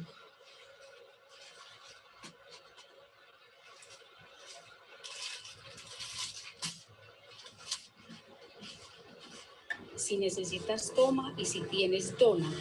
Esto quiere decir que usted puede llevar cosas que tenga en su casa y quiera donar de su canasta familiar, y allá puedes encontrar algún artículo que te pueda servir.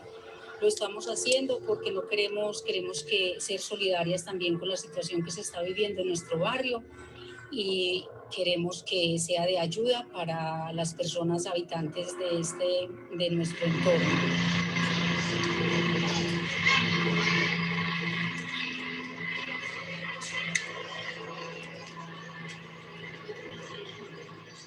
Yo soy muy apegada a mi mamá y yo los fines de semana me iba con ella y ahora no puedo. Que no podemos ver ni los seres que amamos, ni el trabajo territorial que como líder hacemos, que es el contacto con las comunidades en el trabajo que hacemos de territorio. ¿Cuándo será que podemos actuar libremente? Porque hoy no siento la libertad que tenía antes del 13 de marzo para dirigirme a las comunidades, para trabajar todo lo social, todo ese tema.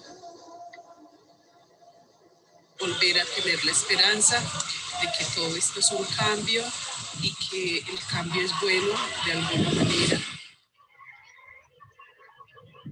Bueno, estoy acá en la huerta organizando las cebollas, porque las cebollas, entre más uno las organice, entre más uno le quite estas secas, más bonitas se ponen.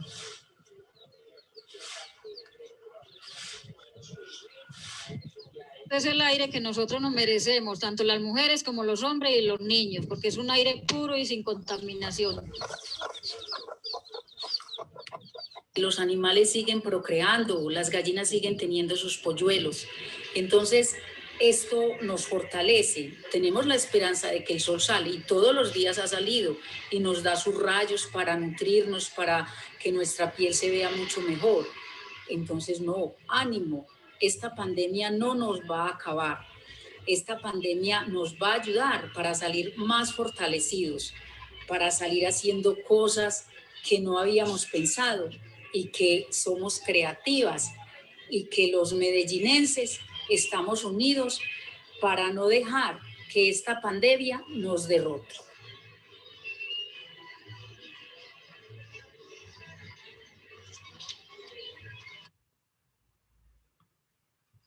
Okay, so that is just an example of what we created over the last 10 months. Like I said, we have a 35 minutes documentary now, which is kind of impressive. And to be fair, when we started that process, we had no idea where we were going into. Like, this is kind of pretty impressive, and I'm still surprised how well it worked. However, the last words of Elisenia here are actually that she says, like, oh, we're getting creative. And one thing I want to highlight here is that we have become very creative during this pandemic in different forms. So here we did it with film, but there have been loads of PhDs and ECRs using different media and different methods to become very creative. And where we create here film, we can think about how we can use audiovisual data in very different ways. So creating a film is usually pretty expensive and it takes a lot of time. So that's not necessarily a method that is actually very valuable for everybody to do just because it is not feasible. But what we can do, and what I do in other research, is I use audiovisual data produced in a similar way, be it video or photo, to analyze it from different perspectives. So we use here film as a storyline, but we could also think about where are the women standing when they're filming? Why are they showing us these perspectives? Who is in the picture? Who is not in the picture? What is the whole context of this data we get? So even if we don't have necessarily the means and the time to create a film, the way how we can use audiovisual data can become very creative and very informative. So rather than creating extractive data through falling back to do interviews or focus groups through Zoom, where depending on, and I mean, Jennifer said that depending on what your topic is, becomes a very reductionist approach, we can think about, okay, what kind of data can we create which tells us more than the sad word behind it? So this is something I'm doing now, and I'm triggered by the pandemic. I'm actually going more and more into the direction, also thinking a little bit more from a decolonial way. What does it mean when we do remote research? Isn't it actually something we should think about to continue in the future, rather than traveling to the places where we usually do our ethnographic field work? So there's a lot of potential to think from that perspective. And I think we need to continue doing this. Yeah, and basically, I guess the pandemic has brought lots of problems, but doing this kind of research, especially from a co-production perspective, has actually provided new power relationships that wouldn't have been even possible when we would do it face to face. The possibility for women to do the filming on their own terms, the way how they took ownership of the whole process through the editing process we created. These are all things we wouldn't have actually been able to do in a way if we would have been co-present with them in the same place. So yeah, I think Elisenia's words in the last part of this film are kind of true, that it kind of brings us out stronger in terms of methodological thinking and where we can go from here. Good. Well, that's it from me. Thank you. Thank you so much. So I want to open it up for questions for maybe about 20 minutes or so. And then at that point, if there are still folks interested, we can split up into breakout rooms. So one quick question that I have first for all the speakers is about resources that you have found. Articles or books of any sort, or even online resources. Have you found, were you using anything as sort of a guide, anything that you found particularly helpful that you could share with others?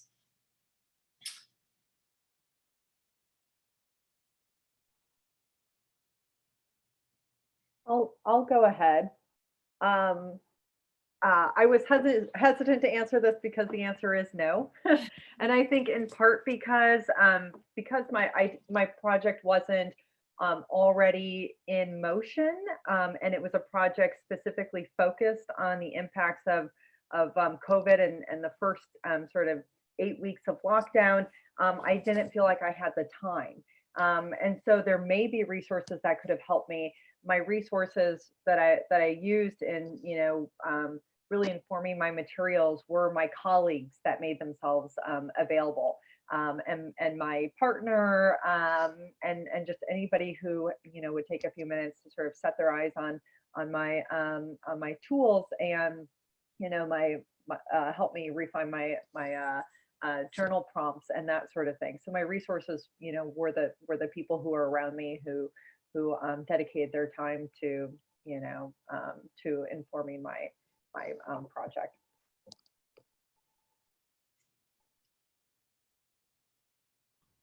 I actually do have found some resources. So I'm a geographer, and there has been done some work with refugees and using smartphones to actually work with refugees on the move.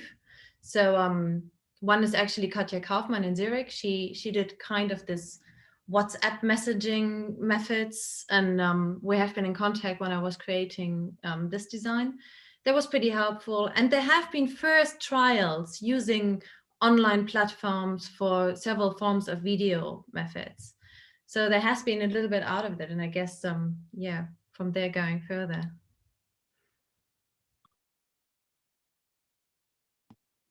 I have a question for Sonia about her approach using video. So I was wondering, like, how does that work with IRB? Does it make it more difficult to get approval through IRB? And also, did it make it, was it more difficult to get people to participate if they knew that they would be on video? IRB is ethics, right? Yes. Yeah. Yes. we call it ethics review. I don't think it's necessarily more difficult. It's you have to think about different issues. But I think ethics is always difficult, especially in the work I do. So it's long. My ethics form has 15 pages. I think the biggest problem is that there are loads of things which I haven't thought about, like where are servers based off of tools we use, like where is the server for Zoom, where is the server for Vimeo, what does it mean for data privacy? Yeah, so that I found that more challenging than thinking about the actual implications. There's also the thing that I, for example, didn't know, that every country has its own video laws. And for example, in Canada, you're not allowed to film 20 meters with the school or something. I was completely unaware of that. So there's loads of new issues coming up I haven't thought about. And I think the challenging things are the same when working with audiovisual data, is really consent of those in the film, in the pictures, who are not part of the research. I think that's one of the most challenging ones.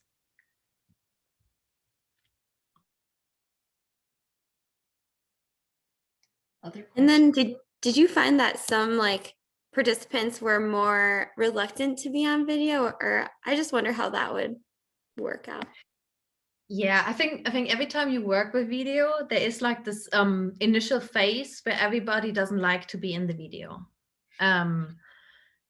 That becomes kind of interesting when you do it online, because also you have your workshops online and interaction becomes a little bit more difficult. So you have to think about how you create the dynamics. So we did, for example, role swapping. Shaw talks a lot about role swapping. So everybody had to chair the workshop. We started doing video consent instead of written consent. So we did video dialogues. We made the informed consent, the information on video, and asked the woman to answer with a selfie video.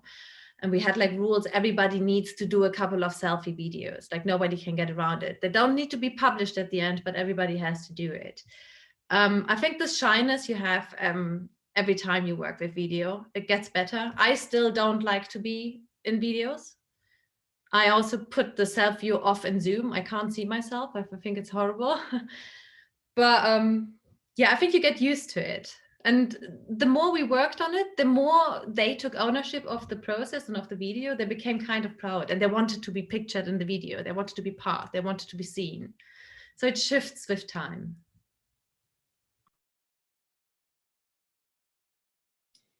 Other questions? Danny. Hi. Yeah, I guess I wanted to ask this to anyone of the speakers, but particularly Jennifer. I noticed that you said, like you were talking about some of the good aspects of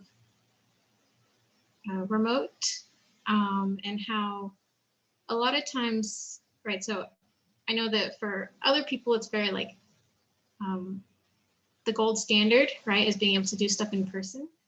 But I'm curious about, like, so for people with disabilities, particularly invisible disabilities, we're like loving the fact that we are now feeling more validated in doing remote work. So do y'all think that this is something that could like build from here?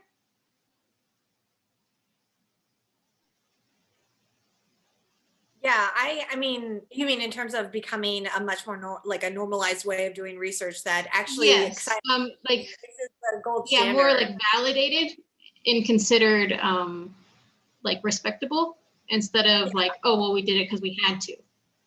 Yeah, I mean, I feel like there are a couple of things that could happen, and it's hard to, it's hard to look into that crystal ball. I certainly have, having gone through the experience of doing interviews and shifting online and remote, I certainly am a huge advocate now that, like, that this is a great way to do research, and in many ways is better, not just in terms of the data you're collecting, but also better for the researcher, which yeah, I'm thank you so much for bringing up disability as an axis of inequality and oppression and domination, because I think that's absolutely crucial. So thank you so much for doing that. Yeah, I mean, I guess what I am concerned about is, this is actually my big concern, is that part of in-person interviews is not just it's not just code for ability, it's code for a particular, your like even something as effervescent as charisma. It's code for the social location of a kind of person that is able to gain access, and we know that that's cisgender, white, middle upper, like all of these identity markers, and it's also code for just being able to afford to travel, right? And so so I got my PhD at UC Berkeley. I'm now at University of Arizona. Every school is different, and one of the things that is really different across those two institutions is the amount of in-person ethnography, global ethnography. Tons of it happens at Berkeley, very little of it happens at University of Arizona, and I can't help but think that part of the reason is funding differences and ability to get national grants and that sort of thing. And so I am very concerned that like my big concern is that if we don't kind of push that, like, actually this research is valid, as the academy is defunded, as research, particularly in the social sciences, particularly in sociology, anthropology, that we're actually going to be having this, like, we're going to be basically reproducing the inequalities across programs. And I'm very concerned that students who are doing incredible work harnessing remote ethnography, remote qualitative interviews, and what have you, are going to be put at a disadvantage because of this gold standard that is just going to get worse, as I think, as we come out of this, in terms of the inequality, in terms of access to funding. So I think it's okay. So I'm totally avoiding answering your question.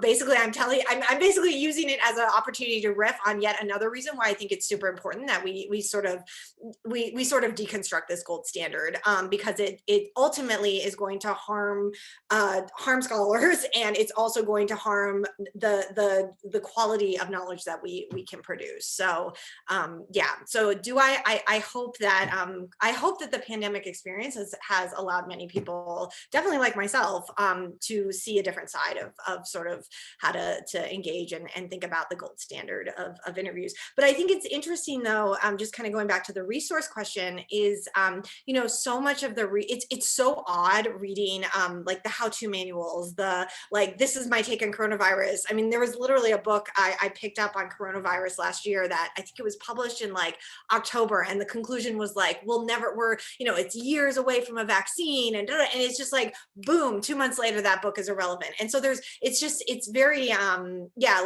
this is really a moment of unsettledness. And so I think if we can harness it and find our footing, yeah, there's transformative possibilities. So thank you so much for your question. Just to build a little on that. Yeah. Sorry, go ahead. Yeah, can I add to that? You know, it's so interesting because I think that a lot of what we're talking about today, you know, is because we've all been pushed to reconsider what research on, you know, what qualitative research means, but people have been having these conversations in disaster and environmental studies. They have been having these conversations in COM, where they do a lot of online research already.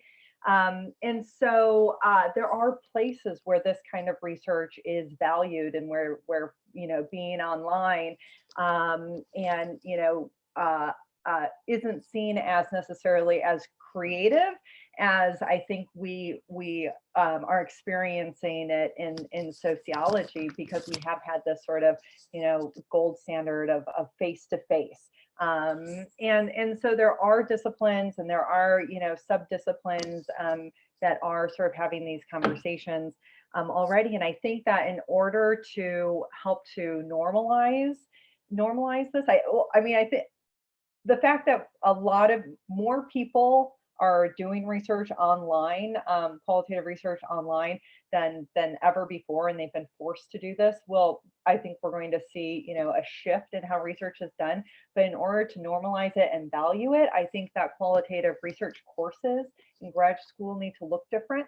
You know, in my own qualitative research seminars, I cover online research, and I find that, you know, every semester I teach it, I go and I try to find new sort of methods pieces that talk about doing online work, and there just isn't a lot of it. And so I think our courses need to look a lot different. I had one other point, but I can't remember it. Let's see, culture, research across programs. So my point is about training.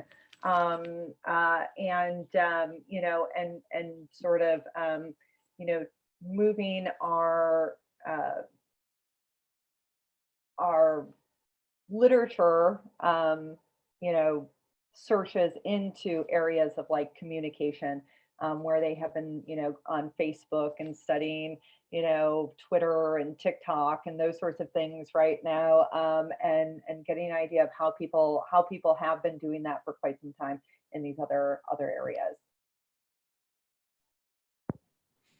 I also wanted to briefly jump in on this one. I think this also speaks to the way that I think one of the reasons that one of the little loopholes that makes it so that the gold standard becomes in person is that I think we still, as qualitative researchers, don't have a great language for talking about what makes a good qualitative study. You know, I think there was a big move where I'm thinking of like the Mario small like number of cases, that there was a big push for a while, like we shouldn't be using quantitative standards to evaluate our studies. You know, that shouldn't be what we're holding ourselves to. But I think we still don't have we're still like lacking a language to talk about that, because I think if we get better at saying like what makes a good interview, I think we can communicate that our online interviews are good interviews, that they're producing valuable data. So I think it's also about defending and articulating that, and kind of showing that by the markers we use as qualitative researchers, things, you know, we use length as an imperfect one, but in the sense that we are connecting with participants, that we're understanding them, that we're getting a sense of their social world in the moment they're in, I think we have to be ready to really defend and articulate that. And communicate that this is entirely possible when we're remote from someone. And I think, yeah, and I'll also echo that, yeah, communications, this whole conversation, media studies, communications, this whole conversation would be bizarre to them because they had it about 20 years ago at this point. So I think this also speaks to like sociology's general lag on digital things, period. So hopefully, I think we've seen some shifts on that, but I think both of those are really about attacking this language that's really just like been placeholders for other things, and in the process being more like precise about articulating the value of our work. A question about recruiting. I did a series of Zoom and FaceTime and phone interviews back in the spring. And, I found many of the same things that Jenny talked about with, in some ways there were people that I could talk to that I wouldn't have been able to talk to in person, because like I could do an interview with them at 8:30 at night after their kids went to bed. Whereas that probably wouldn't have happened in person. But on the other hand, I found recruiting difficult. Not so much that I couldn't recruit, but I felt like with social media, it's much easier to recruit certain demographics, right? And so I was interviewing parents with children, and particularly working mothers. And so, I started with using all these Facebook groups in my local area. And I got a huge response from them. So I didn't have any lack of interview candidates, but they were all almost entirely like professional middle-class women, right? And it turned out that, when I started really looking at the different like moms and like family Facebook groups in the area, they were like, that's what the demographic was of those Facebook groups. And so I really struggled to find ways to reach, low income parents, right? And just, I didn't have a ton of time. I was, doing this in a short amount of time. So I just was not able to reach those groups. And it just made me think a lot about how social media is, very segregated in terms of, socioeconomic status and race and probably other ways as well. And so it can make it very easy to recruit certain populations and very difficult to reach others. And I wondered if anyone has been able to overcome those problems.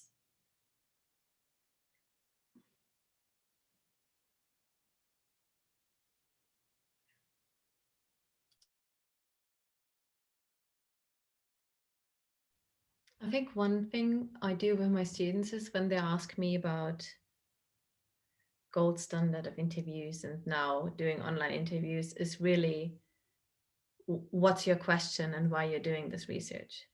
And basically from there, you have to decide what is your design. And for me, for example, I did a couple of online interviews with the women I'm working with, and it didn't work at all. Like, it is not a method I can use in my research. It doesn't give me the data I need.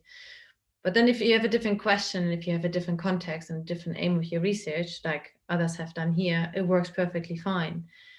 To whom do you want to talk? I mean, there are so many different variables that has to come into this. I don't think there's a yes or no or one answer to it.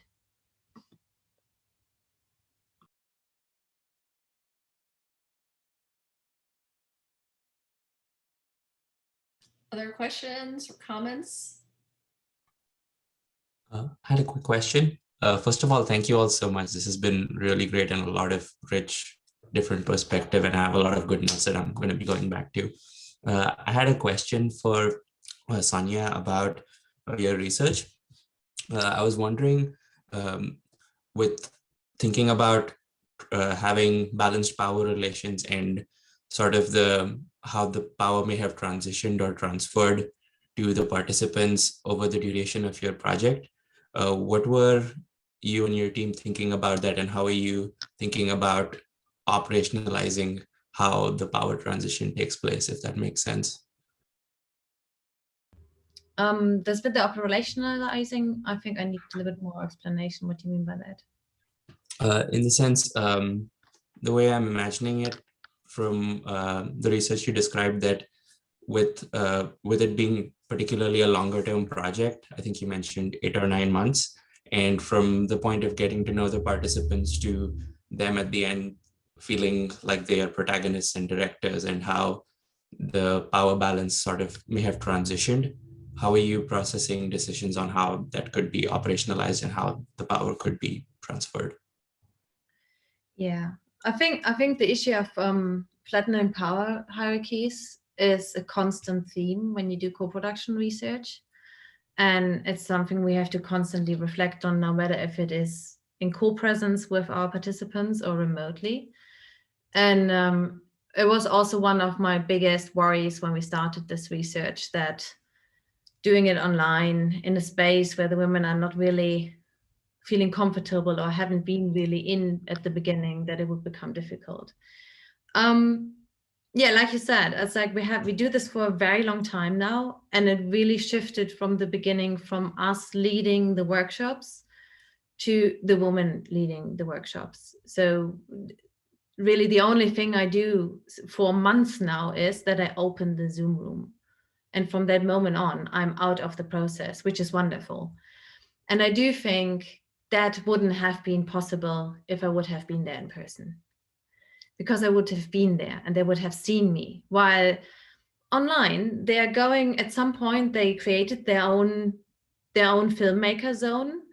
And I had nothing to do with that, because I'm not in Medellin. I don't talk about the impact of the pandemic there. That's all them. We watched their videos. It's their context. It really became a complete shift towards them. And even with the editing process, we made very clear that they are the directors. And that meant that we weren't able to do anything without them giving us instructions. So if they didn't select the time codes, we wouldn't have videos. It was really interesting. So we would really only present in the next workshop the selected time code videos they gave us. So it really became a shift, I would say, after 5 months. It was a complete shift to us really only working according to instructions. And I think there is loads of potential to build on that.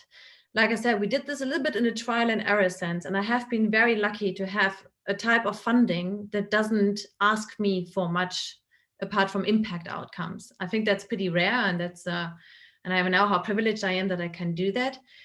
But it also gave us really like doing risk research. Like we had no clue what will happen, but now we can actually build on this. So now we have done that, and now we actually do that with an ESRC grant at the moment. We want to really think about how can we create a remote participatory methodology out of that, and maybe give some guidance for doing this in the future in different forms.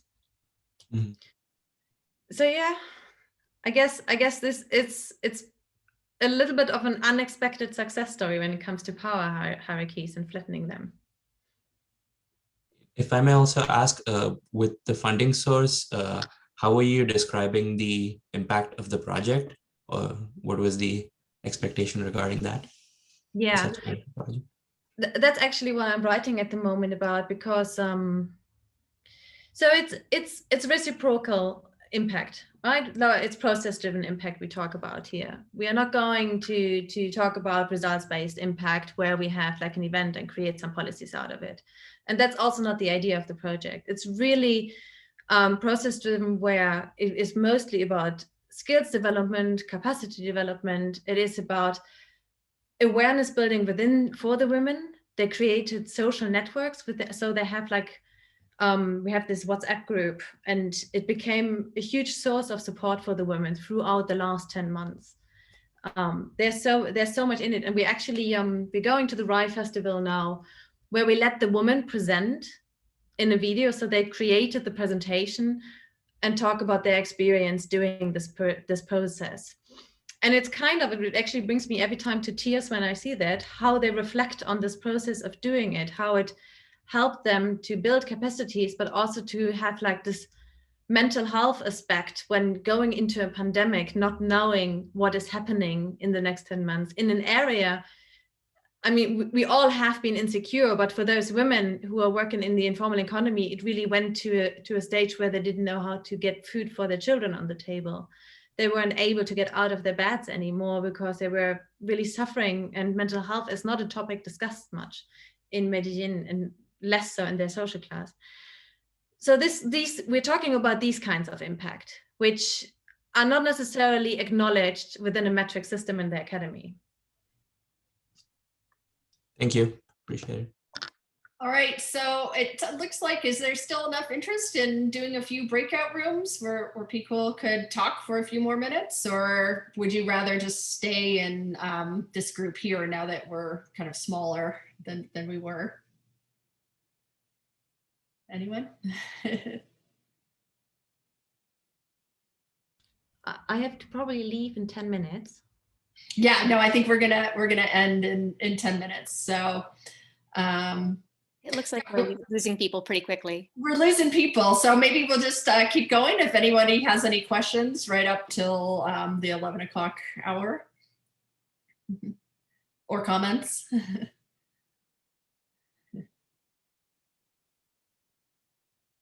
I have a question for Brooke.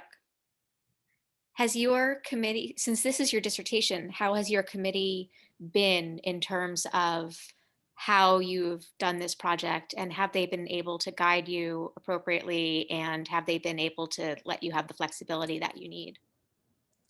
Yeah, I've been really lucky. I think my advisor is Allison Pugh, and she's been really, you don't really have to hear much more than that. Like, I mean, I think her philosophy with all research is very much like, figure out what you need to do, and we will then figure out a way to get this institution to allow you to do that. And that's been, she's been great. And the rest of my committee has been great as well. I'm lucky in that the rest of my committee is like an education person and a media person. So, you know, I get support from kind of both sides of the, you know, someone of my committee member, Andrea Press, is media studies. So she's actually thrilled that there's more online to the project, because that was her push from the beginning. So that's I've been great. really lucky. And that's been one of my fears for graduate students in general, is that getting some pushback from different faculty people. I think the harder part, like, I think from my experience and other people at UVA, for at least, it's not so much our faculty as it is the institution itself. UVA hasn't adopted any kind of like everyone gets one more year policy. They're doing it on like a very cohort by cohort basis. So like all the entire cohort under me got granted an additional guaranteed year of funding, but my cohort, because we were already in year 5 and UVA already wants us to graduate in 5 years, they would really only do it piece by piece. So I think the big thing we're coming up against, at least at UVA, is that they still want us to leave. Like they're like, we get this is really hard, but like, we don't want to give you too much money because we'd still like you to finish up more around 6 or 7. One worry that I have is a more sort of longer term worry. Well, that, you know, I feel like I've definitely seen that there are some real benefits, right, to being able to do various kinds of virtual research. And I worry that some funders now are going to start thinking, well, why should we pay people to fly to Zimbabwe to do research when they can just do it, you know, virtually? So I, you know, as somebody that does a lot of international research, that's something I'm a little bit I can sort of like see that starting to happen down the road. And this came up for me because I'm working with a couple people now on a collaborative grant proposal for a project in Indonesia. And it would be like 2 years of funding. And so, you know, for the first year, the 3 of us, one of us is Indonesian, but we're all outside Indonesia. So we probably wouldn't be able to go there in the first year. And so we were, you know, tossing around sort of different possibilities. And we were like, well, maybe we should propose to do digital research for the first year. And then, you know, we could go there in the second year. But we're a little worried that if we do that, they're going to be like, well, why do you need all this money, right? You're doing, you know, digital research is basically free. And so we're going to propose to try to like hire a research assistant in Indonesia to do the on the ground research for the first year because of that. And so I don't know. I mean, I'm not sure yet, but I worry that that there may be some, that once funders sort of realize some of the benefits of this, that it may actually get harder to get funding for in-person research. Or for anything. Yeah. I also think that there's, I Mhm. also think that with digital research, I think people really understate that in some ways digital research is like way more time consuming than in-person research. Like for me, like in classes transitioning to online, all of a sudden a huge part of teacher and students like days was like taking place on like Google Classroom. I have like 400 pages of like Google Classroom transcripts from just last year. So I think there's like, and that's something that I think is invisible to funders, that analysis end. So I think absolutely. I think there's like, we have this perception of digital research as being like easier and cheaper and like quicker. And that's just, I don't think true at all. I totally agree. Like moving online took so much longer. It was so much more work rather than going for 6 to 8 weeks. We just finished last week with our weekly workshops and I made a little party. It's really sad that we don't meet this week, but I'm exhausted. Yeah. Yeah, I suspect also that they're just more, you get all sorts of different kinds of data, right? When you're doing virtual research, or you could, right? And, like I had to sort of cut myself off from, I thought at one point, oh, should I, try to do some like content analysis of some of these moms' Facebook groups. And then I was like, no, it's just too much. I can't do it. And, I'm just going to focus on the interviews and that's that. Right. So I think there's definitely, in some ways there are these great opportunities to have more sources of data. But yeah, it can be sort of overwhelming and harder. It's a little harder, I think, to figure out where you stop, right? With more traditional in-person fieldwork, we have this, concept of saturation, right? And you like at some point feel like you've reached saturation with your interviews or your fieldwork. But I feel like with online spaces, it's maybe harder to know when that point is. Although I do think we really need to rethink the whole fieldwork issue in general a little bit more. So we just got funding to continue all this, and I had like some money for a research assistant, and I was convinced I want a student at LSE who is Colombian, who speaks both languages, cost me a whole lot of money, and will be based here. But at the end, trying to go more into a decolonial ethos, I thought that's all actually not what we should do. So we actually then employed a research assistant in Bogota, somebody who works in the community, who has done her master's in Ecuador, just to really kind of shift this. And I think there are so many sides to it. It's very uncomfortable as well, because I have not the control I have usually when being in the field. So I really have to get comfortable with trust everybody I work with. But these collaborations also bring in so many new perspectives and so much more. We're talking so much about insider and outsider, and can you do it as an insider? Can you do it as an outsider? We're basically creating both worlds together right now with this, which is really exciting. And I think there is lots of potential to rethink that. Having said that, I really can't wait to really buy this flight and go back into the field as well and connect in person, because there are so many things we can't do remotely. And I think there is a lot, especially when you do ethnographic work or co-production work, you need these interactions, these face-to-face interactions as well, because there's just more than the word and data. It is really these informal sitting together somewhere. And these chats we don't have anymore. And I got so much information about these chats after the interview, right? Like when you turn the recorder off and then you sit there and then actually what I wanted to tell you, but not on the record. And that's all gone. And that's often the most valuable bits of information. Yeah. All right, everyone. So we are out of time here, but thank you all so much. And I have the list of registrants, so I'll send out the recording in case. Yeah, and thank you, Rachel, for kicking this off. I mean, just from the feedback from the chat here, everyone thought it was great. Thanks. Yeah, well, hope to continue these conversations in the future. Definitely. It only took us a year into the pandemic to do this, right? Well, thank you for having me.